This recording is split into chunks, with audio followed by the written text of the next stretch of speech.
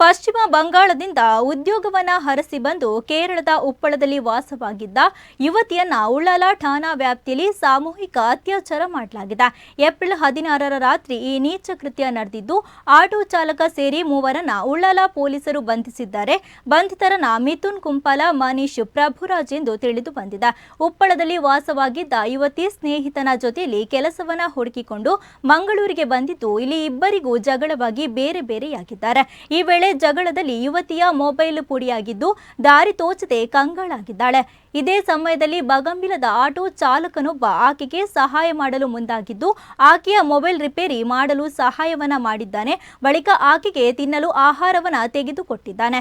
ಇದರಿಂದ ಆತನ ಮೇಲೆ ವಿಶ್ವಾಸದಿಂದ ತನ್ನನ್ನ ರೈಲ್ವೆ ಸ್ಟೇಷನ್ ತನಕ ಬಿಡುವಂತೆ ಕೋರಿಕೊಂಡಿದ್ದಾಳೆ. ಇದಾದ ಬಳಿಕ ಆಟೋ ಏರಿದ ಯುವತಿ ಪ್ರಜ್ಞೆಯನ್ನ ಕಳೆದುಕೊಂಡಿದ್ದು, ಎಚ್ಚರವಾದಾಗ ಆಟೋ ಚಾಲಕ ಅಲ್ಲದೆ ಇತರ ಮೂವರ ಜೊತೆ ಕಾರಿನಲ್ಲಿ ಇದ್ದುದಾಗಿ ಪೊಲೀಸರಿಗೆ ಹೇಳಿಕೆಯನ್ನ ನೀಡಿದ್ದಾಳೆ.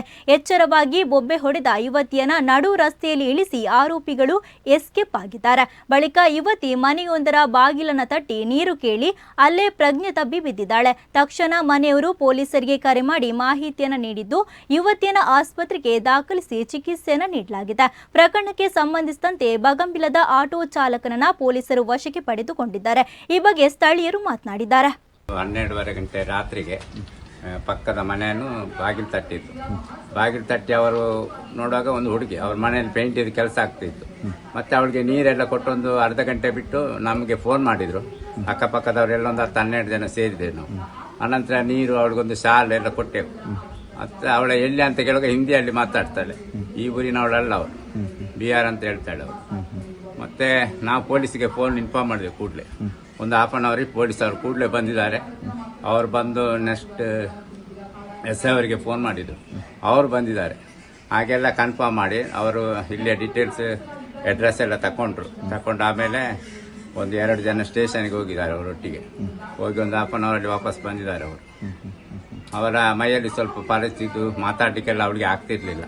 ಕೈಯಲ್ಲಿ ಸಹ ಸ್ವಲ್ಪ ಎಲ್ಲ ಕೆಂಪಾಗಿತ್ತು, ಅವಳು ಗಾಯದಾಗಿತ್ತು ಅವಳು. ಮತ್ತೆ ಇಲ್ಲಿ 2-3 ನಮ್ಮ ಮನೆಯವರೆಲ್ಲ ಹೆಂಗಸರೆಲ್ಲ ಅವ್ರಿಗೆ ನೀರೆಲ್ಲ ಕೊಟ್ಟರು. ಅಂದರೆ 3 ಜನ ಬಂದು ನನ್ನನ್ನು ಅಲ್ಲಿ ಬಿಟ್ಟು ಕಾಡಲ್ಲಿ ಬಿಟ್ಟು ಅಂತ ಹೇಳಿದ್ರು. ಒಮ್ಮೆ ಕಾರಲ್ಲಿ ಬಂದು ಬಿಟ್ಟು ಅಂತ ಹೇಳಿ, ಅಂದರೆ ಅವಳಿಗೆ ಪ್ರಜ್ಞೆ ಅದೇನು ನಾವು ಕೇಳಿಲ್ಲ ಅವಳ ಹತ್ರ. ಅಂದರೆ ತಕ್ಷಣ ಪೊಲೀಸ್ ಅವರೆಲ್ಲ ಬಂದಿದ್ದಾರೆ.